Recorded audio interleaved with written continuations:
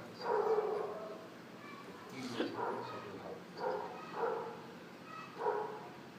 एक प्रकृति का भाव, एक अठारह भाव, एक पदार्थ भाव, एक मिथ्या भाव, एक उपमा का शास्त्र का, जो भी आप उठा सकते हैं।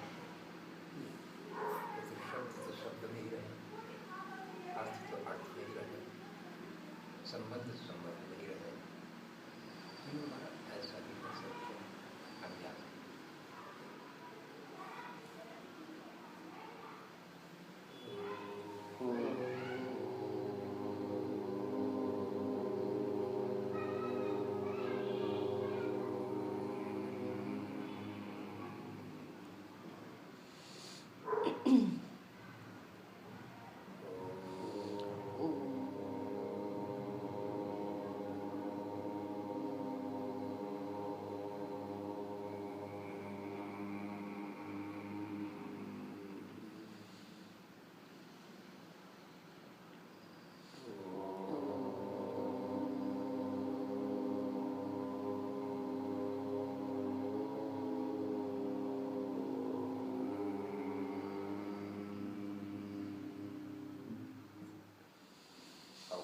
नमस्ते। हमने कल समाधिपाद के 40वें सूत्र तक पाठ किया है। ठीक, जो 40वां सूत्र है आज इसका प्रयोग है आगे में जी। वहाँ तक की स्थिति जो आई, परमाणु परम महत्वांतो अस्तु वशीकारः। जी। अब चित्त को जिस विषय में स्थिर कर देंगे उस विषय को पूरा ग्रहण करेगा। जी। बाहर भी वो क्षमताएं काम देगी, अंदर भी जिसकी शक्ति आ गई, बाहर तो बहुत सरल हो जाएगा। हाँ जी। उसको कभी कोई घटना नहीं घटेगी। तो अब ये स्थिति प्राप्त कर ली है उसने, चित्त को इतना सबल बना लिया है, एकाग्र कर लिया है। अब उसका प्रयोग है। तो इत्यादि सूत्र है, क्षीण वित्ते अभिजातस्येव मणिर्गृह्यति ग्रहण ग्राह्येषु ततस्तदज्जनता समापत्ति।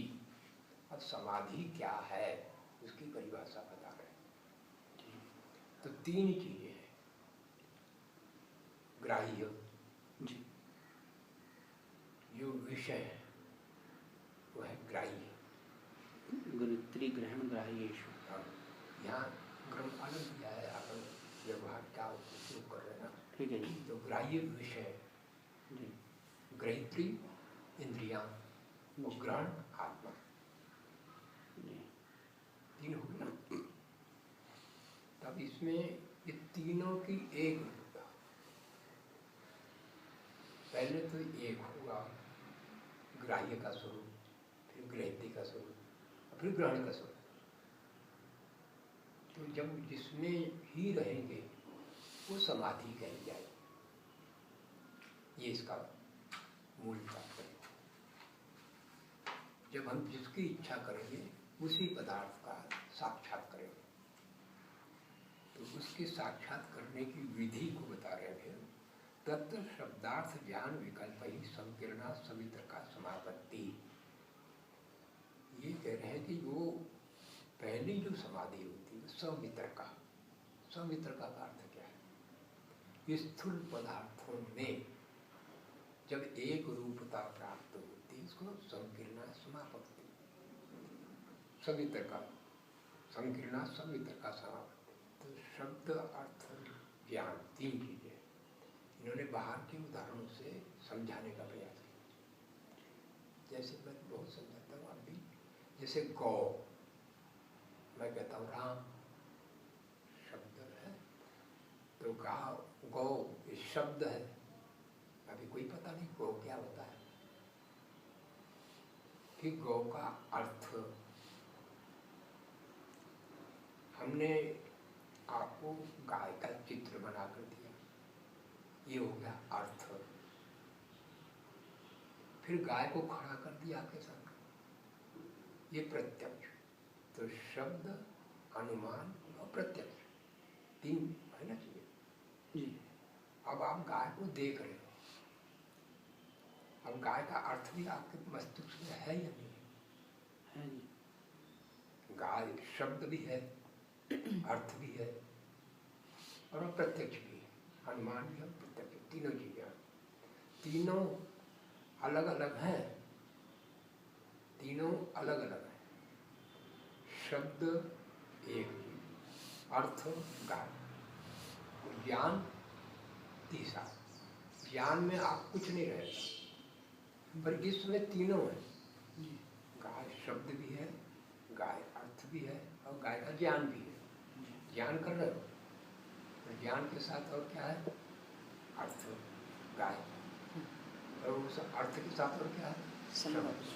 तो तीनों की संकीर्णता, ये तीनों अलग अलग देखते हैं। गाय शब्द अलग है, सत्ता उसकी, गाय पदार्थ की सत्ता अलग है और गाय ज्ञान की सत्ता अलग है।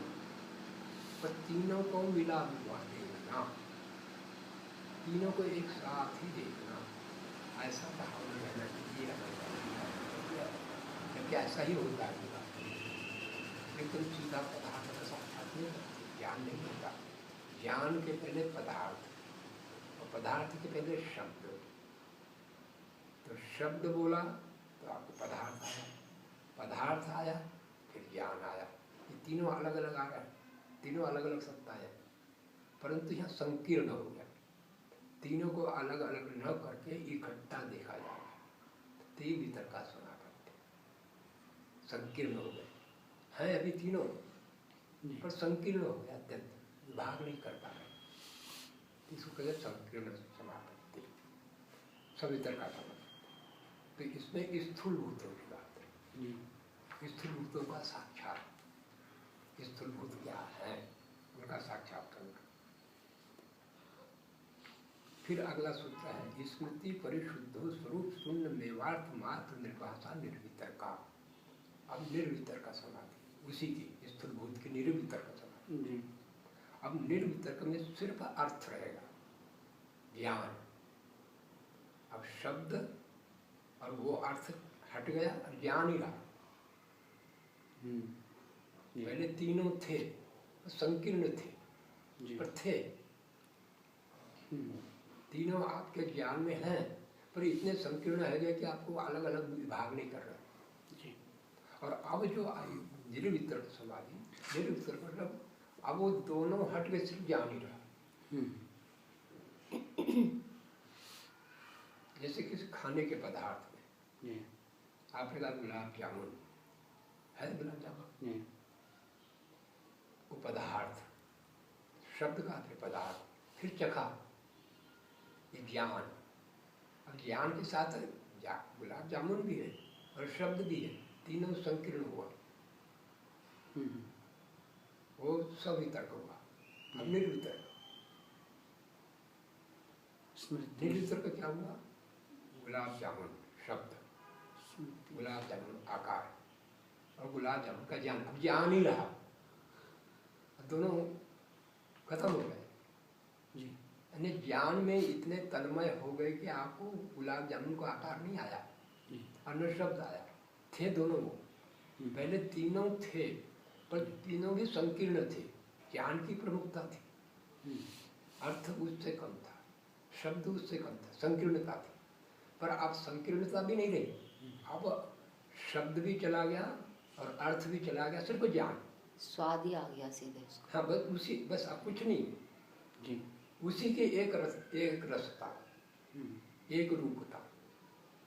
ये समाधि का दूसरा भाव। पहले हम करते ना परमात्मा, ये शब्द है, नाम ओम, अर्थ सर्वरक्षक, फिर ज्ञान समस्त साधनों का मूल, समस्त बलों का मूल और समस्त सत्य ज्ञान का मूल। ये ज्ञान हो गया, आपने देख लिया साधन। हाँ। अब उसके पश्चात ये ज्ञान के साथ तीनों आ जाए आपके पास। अब अकेला आपने कहा ओम, सब कुछ उसका हो गया। जो भी बल है, जो भी ज्ञान है, जो भी साधन है, सब ओम में हो गए, उसी के हैं। अब ये अलग अलग नहीं दिख रहा, एक ही ओ, ये निर्वितर्क हो गए, वो सब वितर्क हो गए। तीन अलग अलग थे, अलग अलग ही रहते हैं, पर जब वो दोनों को आपने गौण करके इसी को मुख्य कर लिया ज्ञान को, तो जो ज्ञान बन रहा है वो निर्वितर्क है। तो स्थूल भूतों की बात यहाँ पे की जा रही है, स्थूल भूतों में ये निर्वितर्क है, सब वितर्क और निर्वितर्क। उसके बाद अगला सूत्र है एते एव सविचारा निर्विचारा च सूक्ष्म विषया व्याख्याता। ये स्थूल भूतों की बात है। इसी प्रकार इंद्रियां सूक्ष्म भूत हो, इंद्रियों का जैसे उसी के अनुसार उसको भी सविचार और निर्विचार यहाँ शब्द दिया। वहाँ सवितर्क और निर्वितर्क, यहाँ सविचार और निर्विचार। शब्द अलग है, विषय अलग है जी। वितर्क समाधि स्थूल भूत, निर्वितर्क उनके अर्थ मात्र, सविचार समाधि सूक्ष्म विषयों, और निर्विचार समाधि सिर्फ उसकी ज्ञान मात्र।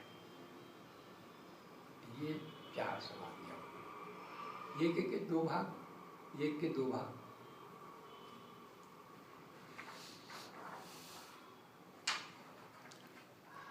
सूक्ष्म विषयत्व चार लिंग परिभाषानम, इस सूक्ष्म से कहाँ तक जाए? बुद्धि तक जाए। चार लिंग परिभाषानम, यहाँ प्रथम उसका लक्षण प्रकट हुआ था। तीनों तत्व है शब्द में आपके पास है, सत्व रजतम साम्य अवस्था प्रकृति। अब प्रथम लिंग, उस समय तो कोई उसकी पहचान नहीं थी, कोई नहीं जान सकता उसको। तो पहला प्रकट हुआ बुद्धि या महत्व, वो प्रकट हुआ, तो वो लिंग परिभाषा। तो यहाँ स्थूलभूत शरीर और बाहर के सब आ गए स्थूलभूत में, जो भी पांच भूतों के सब स्थूलभूत। उसके बाद उधर आ गई तन्मात्राएं, और इधर आपके पास आ गई इंद्रियां और मन। दर्शन के अनुसार इंद्रिया और मन ये सूक्ष्म विषय होगा। फिर सूक्ष्म विषय के बाद फिर आगे जा रहे अस्मिता मात्र। अब आपके पास जो आया अहंकार, अहंकार भी प्रकृति का विकार है, पर लिंग क्या है? महत्त्व बुद्धि। तो बुद्धि अत्यंत सूक्ष्म विषय हो गया। तो सविचार और निर्विचार, सविचार इंद्रिय और मन और अहंकार, और अंतिम आ गया बुद्धि निर्विचार। अब बुद्धि में सब हो गया, पूरा आ गया। उस समय और कोई विषय सामने नहीं रहा, बुद्धि को ही ज्ञान बनाकर आप अपने को देख रहे हैं। हाँ जी। अब चित्त इतना निर्मल हो गया कि जिस विषय को देखते हो उसी विषय को वो दिखाता है, उसी का संज्ञा होगी ना। एक विषय को रखा बस उसी को, आप अपनी इच्छा की ना, अपने ज्ञान बनाया ना, आपने प्रयत्न किया ना, मैं स्थूल भूतों को जानना चाहता हूँ, तो एक एक स्थूल को, पृथ्वी को, जल को, अग्नि को, वायु को, आकाश को, वो ज्ञान बना दिया। फिर मैं सूक्ष्म विषयों को जानना चाहता हूँ, तो इंद्रिया है, कर्णेंद्रिय, त्वचा, नेत्र, जिह्वा, नासिका, एक एक इंद्रिय को दिखा दिया। फिर मन जो सुख दुख का बोध कराता है, मन को दिखा दिया। अब अंतिम आ गया अहंकार। अभी मैं देख रहा हूँ, ये भावनाता तो कौन देख रहा है?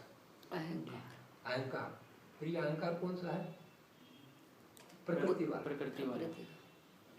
उसके सहाय से ही सब हो रहा है। अब उसके बाद आएगी बुद्धि। ये बुद्धि से तो जानना है, ये थोड़ी जानने वाले हैं। न तो स्थूलभूत स्थूलभूतों को जानते हैं, न इंद्रियां इंद्रियों को जानती है, न मन मन को जानता है, न अहंकार अहंकार को जानता है। ये सब बुद्धि ही हमें जनाती है। जो भी जाना कहाँ से जाना? बुद्धि से। बुद्धि जनाने वाली है सबके। अब ज्ञान मात्र हो गया, तो ज्ञान मात्र में जो समाधि है, ये अब वो एक एक हुआ। स्थूल भूतों जैसे पांच बताइए, सूक्ष्म भूतों के अहंकार बुद्धि तक, तो चार लिंग परिवसानम। ये समाधि कहाँ तक जाएगी? चार लिंग परिवसान, बुद्धि तक। अच्छा बुद्धि लिंग तक ही है। लिंग है ना बुद्धि, उसके बाद फिर विस्तार हुआ ना उसका, जी अहंकार, फिर मन, फिर इंद्रियां, फिर पांच महाभूत, ये विकार हुआ ना। तो इनका समाधि कहाँ तक लगाना पड़ेगा? बुद्धि तक, बुद्धि तक। इन यहाँ तक जानना पड़ेगा। स्थूल भूतों को जानना, इंद्रियों को जानना, मन को जानना, अहंकार को जानना, बुद्धि को जानना, यहाँ तक ये सभी चीज। तो का एव सभी समाधि, ये सभी समाधि है। सभी। हाँ, सभी मतलब प्रकृति के पदार्थों के साथ समाधि, सूक्ष्मतम, मध्यम और स्थूल, तीन हो गए ना। स्थूल भूत, सूक्ष्म भूत और कारण भूत। कारण कहाँ से आपको दिखा? बुद्धि से, महतत्व से। तो महतत्व का साक्षात हुआ, अहंकार का साक्षात हुआ और तन्मात्राओं का साक्षात। ये उधर स्थूल का यहाँ तक जाता है, फिर इधर स्थूल का शरीर का साक्षात्कार हुआ, इंद्रियों का हुआ, इंद्रियों और मन एक साथ, और फिर अहंकार का हुआ, और फिर बुद्धि का। तो यहाँ तक की ये समाधियाँ, इनको पहचानना, इनके तथ्य को बोध में ले आना, ये कैसे इनके स्वरूप है, तो यहाँ तक आ गया सभी का। निर्विचार वैसारदयी अध्यात्म प्रसाद। अब इनको जो समाधियाँ बनाई है आपने, सविचार तक लगे, अब निर्विचार करो, निर्विचार वैसारदयी अध्यात्म प्रसाद। अभी तो आप विचार कर रहे थे, विचार कर रहे थे, पहले तो तीनों का विचार करते थे, फिर दो का हुआ, फिर एक का हुआ।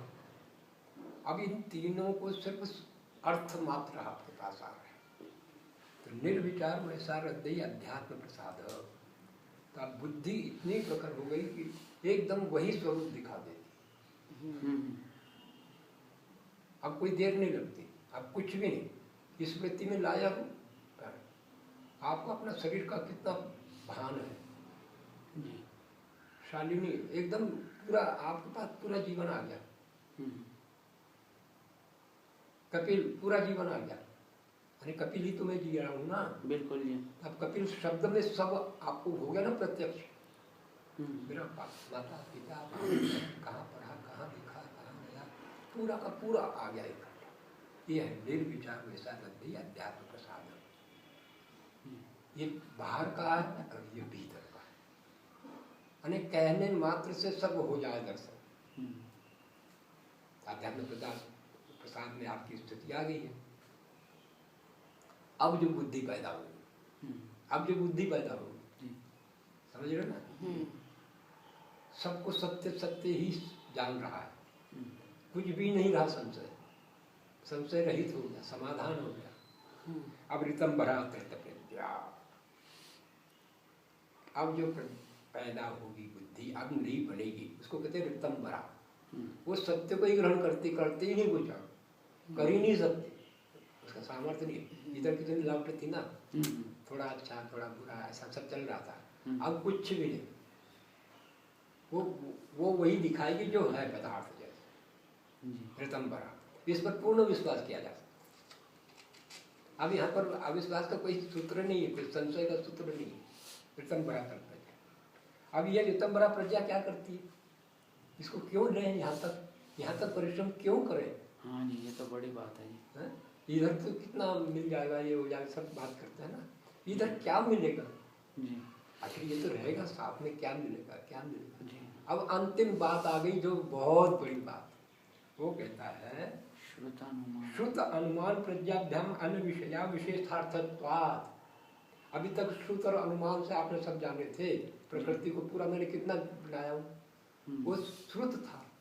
फिर आपने मनन किया, निधिध्यासन किया, तो अनुमान बना, बुद्धि पर निश्चय आना। अभी प्रत्यक्ष नहीं हुआ, वो लगता है कि हमें हो ही गया। सही बात है जी। हजारों बार ऐसे ही लगता है कि हो ही गया। हाँ, सब बैठो बैठो ऐसा लगता है कि आज तो पूरा हो गया। हाँ जी, चकाचक हो जाता है जी। अब वो जो चकाचक हो रहा था वो आनंद समाधि तक चल रहा है। आनंद समाधि चकाचक हो रहा है ना जी। पहले वितर्क समाधि, विचार समाधि और आनंद समाधि सब जान लिया, भर गया आनंद से। सत्वगुण का, ये सत्वगुण पर सत्वगुण का अंतर नहीं कर पा रहे। मैं ही आनंद, मैं आनंद स्वरूप हूँ, जिसको हम पूछते थे ना भगवान जी कैसे पढ़ना, हम ढूंढ के तो यहीं पर हो जाता है, वो सब कुछ हो गया। तो अब ये कह रहा है कि विशेषार्थत्वात्, अब भगवान अलग, मैं अलग और परमात्मा अलग, ये प्रकृति अलग। तो आप प्रकृति का समाधि लगाई थी जी, फिर अभी तक हमारी समाधि नहीं है, फिर बुद्धि पर लगाई थी, बाहर स्थूल सूक्ष्म और कारण। अब हम भीतर आ गए, आत्मा क्या है, मैं कौन हूँ, अब वो समाधि। अब जो जो विषय को ले रहे हो वो विषय स्पष्ट अनुभूति में आ रहा है, अब संशय नहीं रहेगा, विवेचना नहीं रहेगी, वो दिख ही रहा है। स्थूल बोध ये एक गुण वाले, सूक्ष्म बोध ये एक गुण वाले, बुद्धि ये एक गुण वाले, मैं ये गुण वाले। तो श्रुत अनुमान प्रज्ञाभ्याम अन्य विषय विशेषार्थत्वात्,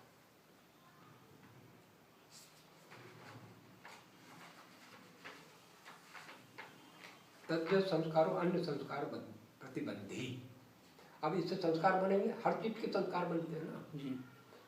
जैसे बाहर का देखते, मैंने आपको देखा संस्कार बन गया है, इसको देखा संस्कार बन गया है, इसको देखा संस्कार, ऐसे ही भीतर में देखे तो संस्कार बन रहे ना जी। स्थूल भूतों का साक्षात किया संस्कार बन गए, सूक्ष्म भूतों का साक्षात किया संस्कार बन गए, कारण भूत का साक्षात किया संस्कार बन गए, ये सब बन गए। अब जो झूठ पहले के संस्कार थे, पहले से बने हुए ना, उनका दबाव है ना, यहाँ तो पूरा हो गया। अब वो आएंगे, फिर आएंगे तो अब हमको कोई मेहनत नहीं करना पड़ेगी, यही संस्कार उन संस्कार वाला है। हम सोचते ना ये करूं कि वो करूं जी, जब निसंशय हो जाएगा तो यही करूं, बात ही खत्म हो गई, बस विकल्प नहीं है कोई, वही। तो तथ्य संस्कार और अन्य संस्कार प्रतिबंधी, फिर वो दोबारा उठेगा तो उसकी नहीं मानेंगे हम। जैसे एक व्यक्ति को एक बार परख लिया, 2 बार परख लिया, 3 बार परख लिया, हमको पक्का विश्वास गया बेईमान है, अब दिखा कि बेईमान पूरा दिख गया, अब उससे व्यवहार नहीं हम करेंगे जी। तो ये है तथ्य संस्कार और अन्य संस्कार बने। अब वो पहले के व्यवहार जो बने थे, नहीं थोड़ा अच्छा है, इसका आगे कम अच्छा है, अब तक बिल्कुल अच्छा नहीं। अब कौन सा संस्कार हो गया, वो ये अभी जो परिपक्व संस्कार बना है, उन 2 संस्कारों को निर्माण करते हैं। अब वो आएंगे भी, फिर आएगा भी, अब उसका संस्कार नहीं बनेगा हमारे पास, नहीं अब नहीं करूँगा। आप तो आपकी बात तो बिल्कुल आप बिल्कुल नहीं मानेंगे उसकी बात। तो ये क्यों नहीं मान रहे हैं, उन संस्कारों का, ये संस्कार जो अनुभूत संस्कार है वो एकदम रोक देता है। पहले आपको सोचना पड़ता है, अब सोचने की जरूरत नहीं रही, प्रत्यक्ष हो गया ना। अब सोचने को कितने प्रमाण देते, अब उसकी बुलावे में नहीं आएंगे। तो तत्व संस्कारों अब तस्यापि निरोधे सर्व निरोधा निर्बीज समाधि, सभी निर्बीज समाधि। ये क्या है, इसका उदाहरण जो दिया जाता है,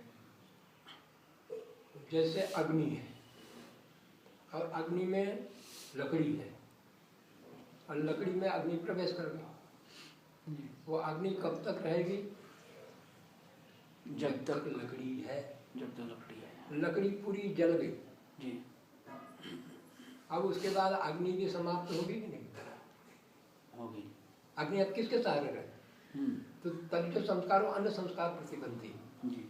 अभी हमारे पास था ना वो संस्कार जी, प्रतिबंध कराने के लिए, अब कोई आक्रमण का रहा ही नहीं आ सकता,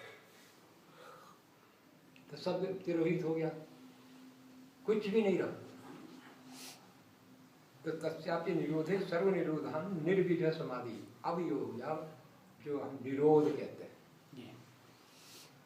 एक ही गुण तो बचा था हमारे पास, विवेक ख्याति, जी वो गुण बचा था, उससे हमने अपने को देखा। अब जब हम अपने, अब हमको किसी से देखने की जरूरत क्या, मैं हूं नहीं क्या, ये प्रमाणित करेगा तब मैं हूं। तो हमने गुण मात्र से वितरना पर मेरा गुण था ना। जी अब सब, अब हमारे पास कुछ रहा नहीं। अब वही रहा जिससे मैं अभिन्न हूं। भिन्न तो हो गया, जी इससे अभिन्न हूं। अब मैं अपने में देखूंगा तो कौन दिखेगा, निर्बीज परमात्मा, समाधि, ईश्वरी दिखेगा। ईश्वरी दिखेगा। पूर्ण तृप्त सुख शांति आनंद से युक्त अपने को अनुभव करोगे, अपने को सच्चिदानंद स्वरूप अनुभव करोगे।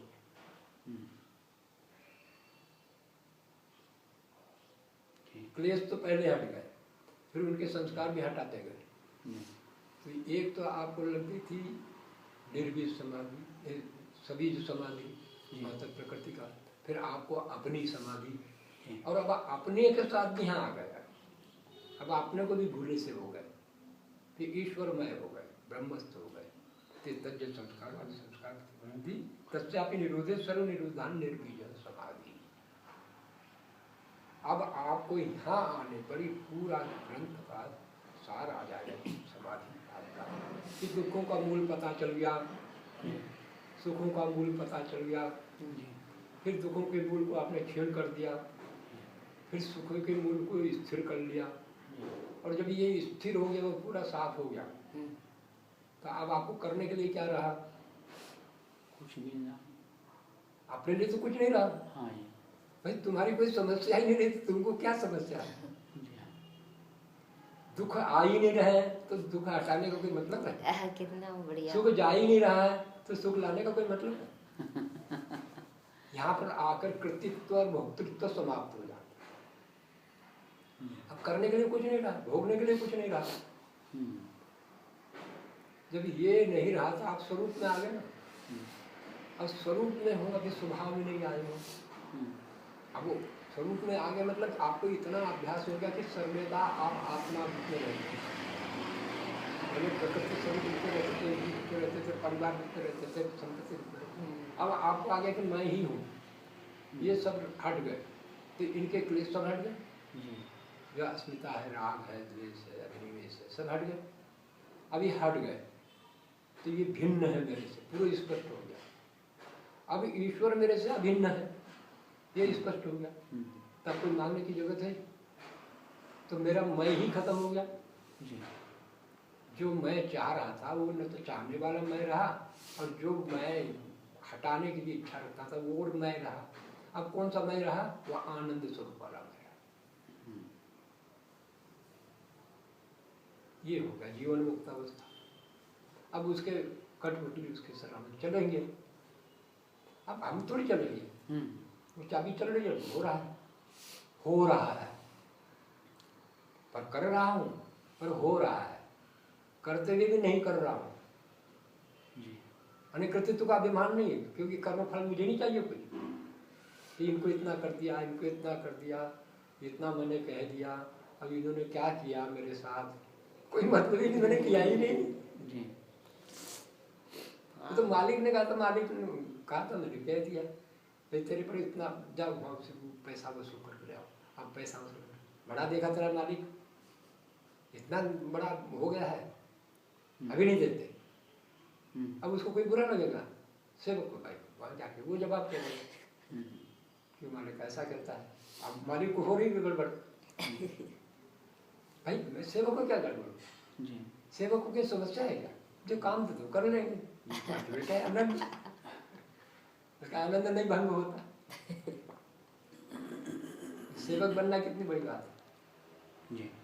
ये तो अनावश्यक चिंता करते हैं, तो आपको सब चिंता है, भरेंगे पेट जैसे इनको, मुझे क्या लेना देना, इनका काम है ना, मेरा काम है रोटी बना कर आ गया आटा तो बना दूंगी, नहीं तो फिर बैठी हुआ है आपसे, क्यों नहीं लाया आटा, क्या होगा कल, मेरे क्या करना, भूखे रहो भूखे रहो, मैं भी भूखूं। आप निश्चिंत हो गई, इनको पूरा अपना सुपुर्द कर दिया। तुम मेरे पति, मेरे स्वामी, मैं तुम्हारे के साथ चल रही हूँ, तुम्हारा काम है जो करो तुम, मेरा काम है वो मैं। तो वो स्वामी कैसा है? सर्वज्ञ है, सर्वशक्तिमान है, सर्वव्यापक है, आनंद स्वरूप है। जी। वो आस पास से घेरा हुआ है, भीतर भी घुसा हुआ है, जी। यानी कुछ भी ऐसा आपका नहीं है जिसमें वो नहीं है। तो आप जब भी देखोगे अपने को तो कौन दिखेगा? ईश्वर। वही दिखेगा ना। तो आनंद से भरे भी हो ना हमेशा। हाँ जी। अब दुख कहाँ से दिखेगा? है ही नहीं तो दिखे कहाँ से? आग में कोई पानी कहाँ से दिखेगा? ये आ गया आपका पहला समाधि पाद में पूरा आ गया। अब जिसकी योग्यता यहाँ नहीं है, मान लो आप आपने सुन तो लिया, आपने सुर तो हो गया, हाँ जी। अनुमान भी हो गया, पर समाधि तो लग नहीं रही है, जी। फिर भी समस्याएं खड़ी हो जाती है। जी। तो हम क्या योग छोड़ दें? नहीं। फिर उसके लिए अगला पाद है, उसका